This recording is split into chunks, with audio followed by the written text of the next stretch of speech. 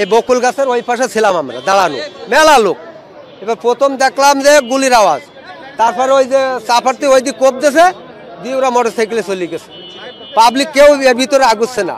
এবার যখন সবাই সামনে আগুইছে সেই সময় আমরা আগুইছি। ওরা যে মোটর সাইকেল এখান থেকে তো দেখা যাচ্ছে না, কেউ তো সাহস পাচ্ছে না, সামনে আগুনের জন্য সাহস পাচ্ছে না। ওখানে 2টা গুলির আওয়াজ হয়েছে দেখলাম। লাশ তো তাড়াতাড়ি নিয়ে চলে গেছে মেডিকেলে। আমি এসে দেখি যে এনে 2টা মার্ডার হয়েছে, এরপরে দেখি আর কিছু দেখি নেই। পরে লাশ 2টা 250 মিটার নিয়ে যাওয়া হয়েছে গুলাগুলি, এবং পরে প্রথম গুলি করছে, তারপরে যে ছুরি দিয়ে আঘাত করছে। আমি দোতলায় ছিলাম, দোতলায় একটা ফাঁকা আওয়াজ দিল, তাকাইলাম, তারপরে দেখলাম যে 2-3 জন লোক 2-3টা ফায়ার করলো, আর ওই দিক চলে গেল মোটর সাইকেলে। এতটুকু, তাদেরকে আমি চিনতেও পারিনি।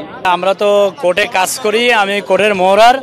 তো কিছুক্ষণ আগে মানে গুলির শব্দ হলো, আমরা ওই কোর্টের সামনেই ছিলাম। ওইখান থেকে এই রাস্তায় আসামি, তারা 6 জন আসামি হাজিরা দিতে আসছিল। শুনলাম যে 4 জনের ভিতরে ঢুকাই দিয়েছে, আর 2 জনের আপনার জামিন হয়ে গেছে। ওরা রাস্তায় আসছে, এর ভিতরে 2টা গুলির আওয়াজ শুনে এখানে এসে দেখি যে দৌড় মেরে ওইখানে পড়ে গেছে। আইল্যান্ডের পরে পড়ে যাওয়ার পরে লোকজন সব জড়ো হয়েছে, কিন্তু কারা গুলি করছে এইটা দেখতে পাই নাই।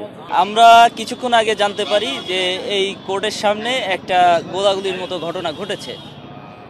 ঘটনা শোনার সাথে সাথে আমরা এখানে উপস্থিত হই।